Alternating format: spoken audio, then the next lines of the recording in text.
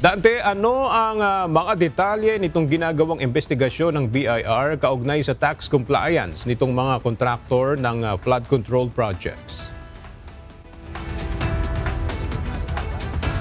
Bureau of Internal Revenue o BIR na nakamonitor o nakabantay din sila ngayon sa ginagawang investigasyon ng Senado kaugnay sa issue ng flood control projects.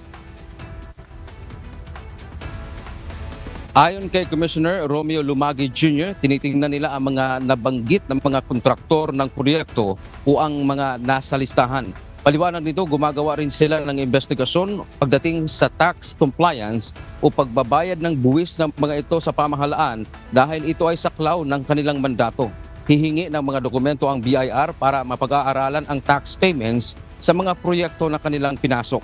Dagdag pa ni Lumagi, makikipag-ugnayan sila sa ibang ahensya, partikular sa Department of Public Works and Highways o DPWH at sa mga sangay ng gobyerno na mag-iimbestiga sa issue.